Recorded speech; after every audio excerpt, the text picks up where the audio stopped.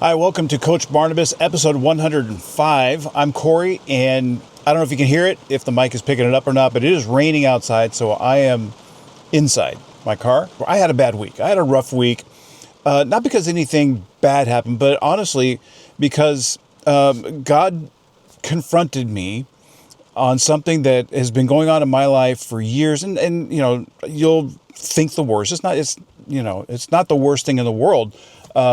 But something that where I have not surrendered lordship of an area of my life to him completely. I've honored him in many ways, but I haven't completely surrendered this thing over to God completely. And that's the thing. And so God challenged me on this. And so it's been difficult because it's like, wow, when you are confronted on your sin and God reveals himself to you, reveals his feelings on this, his attitude on this in an undeniable way, it's hard. It's a hard thing to take.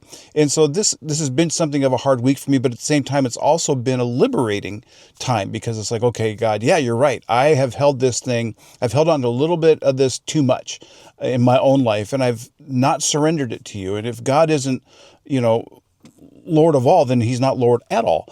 And so it's like, well, okay, I need to let go of this. I need to surrender this part of my life that I haven't truly surrendered before.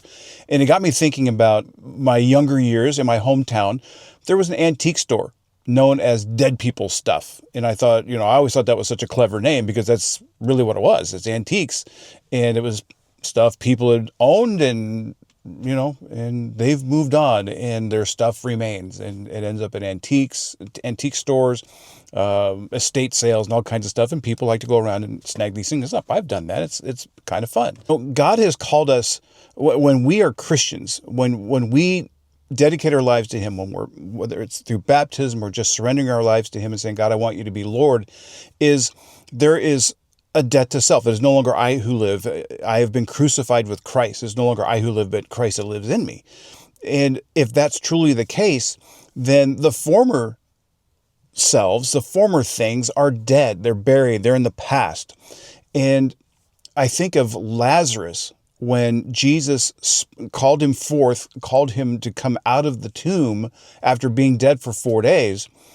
He emerges and Jesus tells the people to remove the grave clothes from him, because why would you continue to remain wrapped, literally mummified, wrapped around by grave clothes when you're alive? And sometimes we are guilty of carrying things from our former selves, our former patterns, our former behaviors, and we carry them into our new life. And now this new life I'm talking about, I've been a Christian for 43 years.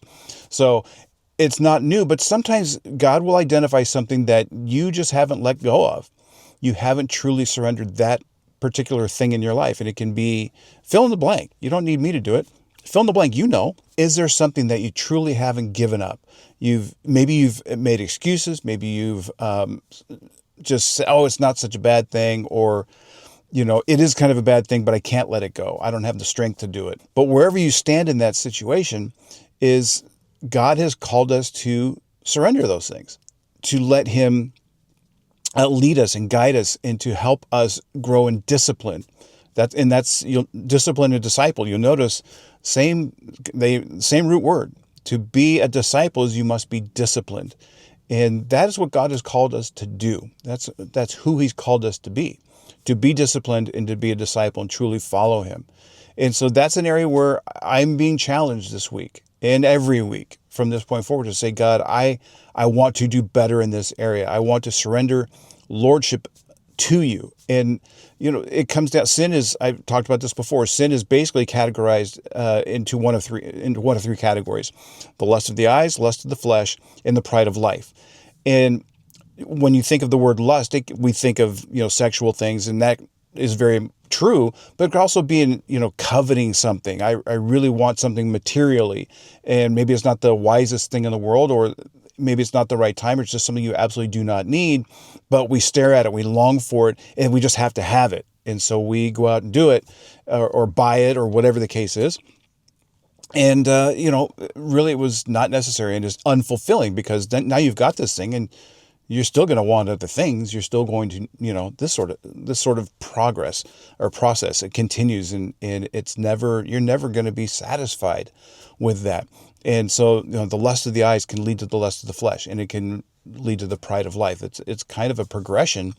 So sometimes sin fits any one of those categories. Sometimes it fits multiple categories, and ultimately leads to all three. And that's our own pride. And so God is saying, hey, lay it all down, lay down your pride, lay down the things that you covet, that you desire, that you want, and just let me be all that you want. And believe me, I'll take care of you. You will have everything you need.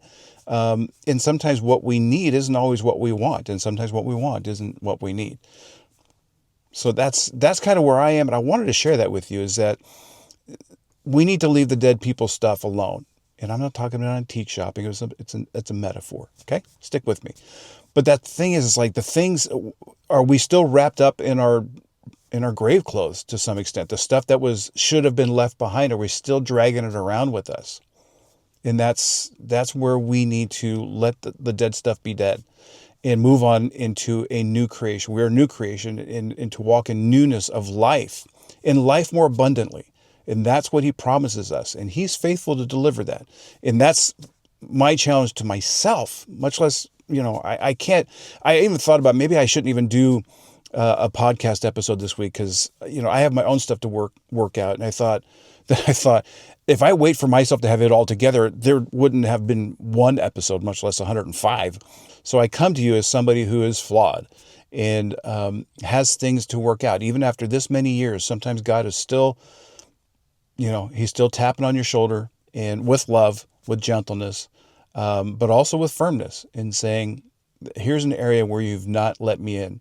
And I need to be accountable to that. I need to be accountable to the Lord. I need to be accountable to, my family, my wife, in every way, to say, here's an area of my life I've kept behind closed doors, locked doors, or something like that. And again, don't let your mind go to dark places, because it's probably something that, you might be dealing with, where you just haven't truly surrendered everything to the Lord, and you haven't accepted accountability for it. And God's challenging you to do that. So that's my encouragement to you. And you know what? Honestly, to myself, to let him be Lord of everything. And that just means surrender and follow his lead and trust him with it all, because, good things, he will bless you. You will have favor, particularly in the areas that you struggle with. It's like, hey, if you truly surrender to him, then you'll have his favor, and he will give you strength over those things. And when your love for him is greater than your love for whatever it is, or whatever those things are, it's not going to be important to you anymore. And that's where he wants us to be. And it's happened in my life repeatedly, where the things I used to really desire and want and crave, I just weren't even important to me anymore. And God has been faithful to remove those desires from me completely. And I'm thankful for that. So here's just another area, and God's saying, okay, here's another one of those things, another one of those moments where you haven't truly released this to me. I want you to do that. I want you to focus on me, and trust me, you will lose the desires that you've held on to for so long, and I'll still take care of you. You'll still have everything you need. Just trust me in that. So that's my encouragement to you, and again, to myself. Be encouraged, be an encourager. I look forward to talking again very soon. Take care.